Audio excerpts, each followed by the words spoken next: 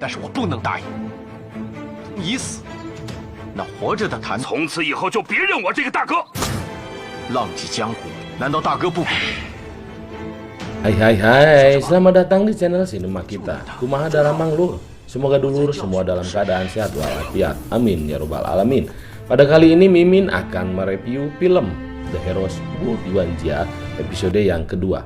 Tak usah berlama-lama, rapikan tempat tidurnya, betulkan bantalnya, mari kita review filmnya bareng-bareng. Cekidot. Pada episode pertama, Tuan Tan yang ditangkap oleh pengawal istana dan akan dihukum penggal. Wang Wu sebagai anak buahnya ingin melepaskan Tuan Tan dari penjara bersama dengan Huo Yuanjia. Karena Wang Wu sudah mengikat sumpah persaudaraan dengan Huo Yuanjia, maka dari itu dalam situasi apapun mereka akan saling membantu. Kacai jadi salui, kadarat jadi salugak, dedeh teing. Xin memperlihatkan Zhen Cheng yang mengecek situasi penjara dan memastikan situasi penjara dalam keadaan aman dan kondusif. Dikarenakan Zhen Cheng sudah menyogok petugas jaga tahanan yang lain sehingga mereka mau tutup mulut. Akhirnya dengan menyamar sebagai petugas jaga tahanan, mereka bertiga masuk ke dalam penjara Tuan Tan. Setelah mereka sampai ke dalam penjara Tuan Tan, bukannya senang akan dilepaskan, Tuan Tan malah memarahi Wang Wu dan menyuruh Wang Wu untuk bersujud. Ini dikarenakan tindakan mereka dapat membahayakan nyawa mereka semua, termasuk nyawa Wang Wu dan Huo Yuanjia. Namun Wang Wu tidak peduli, beranggapan jika Tuan Tan tidak mau kabur, maka Tuan Tan akan mati dan memaksa Tuan Tan untuk kabur dari penjara. Tuan Tan mau dibawa kabur namun dengan satu syarat, yaitu agar Wang Wu mau mengambil dokumen ataupun dekrit rahasia di ruang kerjanya. Kemudian Wang Wu berangkat untuk mengambil dekrit tersebut. Di saat Wang Wu pergi, Tuan Tan memberikan pembinaan dan penyuluhan kepada Huo Yuanjia yang menjelaskan bahwa orang barat telah menghancurkan negaranya. Malanan berani menyebut mereka dengan julukan pria gila dari Asia. Ini dikarenakan masyarakat yang kecanduan opium dan dihapuskannya pelajaran bela diri dari pelajaran sekolah. Tuan Tan meminta kepada Huo Yuanjia jika ingin berbakti kepada negara harus mengajarkan bela diri kepada masyarakat agar masyarakat kuat jasmani dan rohani dan mampu memiliki semangat yang tinggi sehingga mau berjuang bersama-sama untuk mengalahkan orang barat. Tak berselang lama, Wang Wu datang lagi dengan membawa dekrit rahasia tersebut untuk diserahkan kepada Tuan Tan. Telah ngegosip ngeler ngidul sebentar, akhirnya Huo Yuanjia memukul Wang Wu hingga pingsan. Xin berganti memperlihatkan Yingxi yang sedang standby di tempat yang kemarin dengan maksud menjebak Wang Wu. Flashback adegan pertarungan antara Wang Wu dan Yingxi yang berkesudahan dengan kekalahan Yingxi. Masyarakat yang melihat pertarungan tersebut ingin Wang Wu menghabisi Yingxi, namun Wang Wu mengampuninya. Dari sinilah menjadikan dendam membara Yingxi kepada Wang Wu. Namun karena menunggu sudah lama, akhirnya dia pun menyadari kemungkinan rencananya ada yang membocorkan yang berakibat Wang Wu mengetahui jebakan tersebut. Yingxi pun akhirnya pergi ke tahanan Tuan Tan. Terlihat Tuan Tan yang masih berada di dalam penjara dengan menulis syair dan sajak kehidupan di tembok tahanan.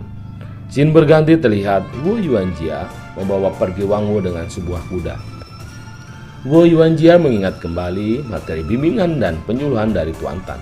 Demi merubah rezim edan ini dan agar masyarakat memiliki semangat juang yang tinggi, biarkan aku mengorbankan nyawaku sendiri dan agar Wang Wu dan orang lain tidak terseret dalam kasus diriku ini.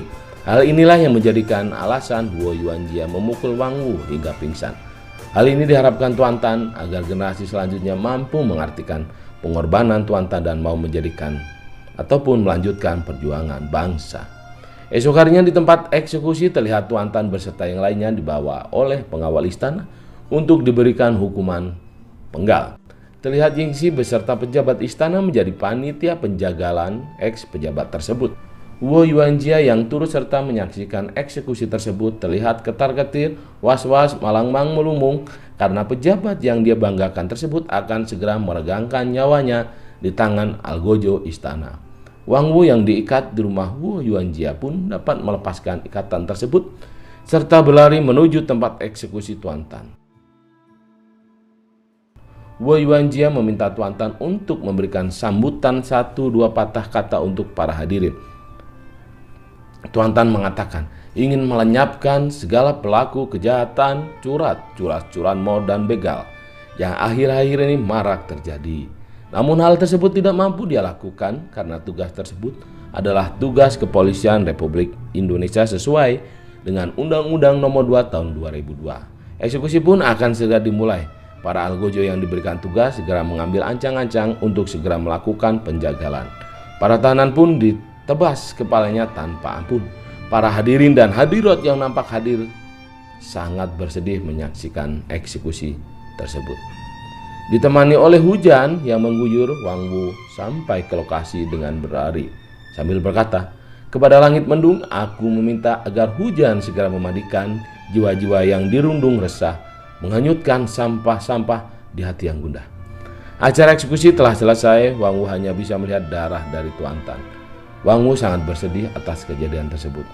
Guo Yuanjia yang bermaksud untuk menenangkan malah mendapat serangan dari Wang Wu. Wang Wu menduga bahwa Guo Yuanjia adalah antek dari istana. Pukulan dan tendangan diberikan Wang Wu kepada Guo Yuanjia. Namun ia hanya diam, tidak menghindar ataupun melawan serangan tersebut.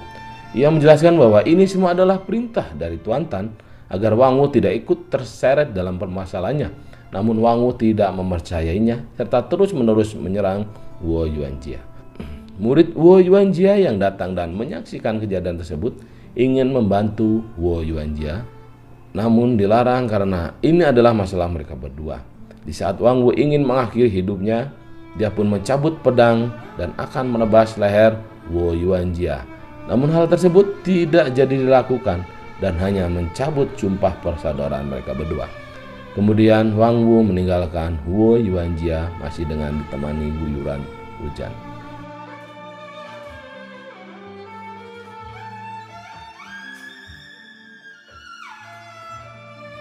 Beberapa tahun kemudian terlihat Guo Yuanjia menulis sastra sambil mengenang kebersamaannya dengan Wang Wu. Datanglah ayah Guo Yuanjia dan mengingatkan agar resepsi pernikahan segera dilaksanakan. Guo Yuanjia yang terkejut memberitahukan kepada ayahnya bahwa dia belum siap-siap dan PPKM level pedas pun belum dicabut oleh pemerintah.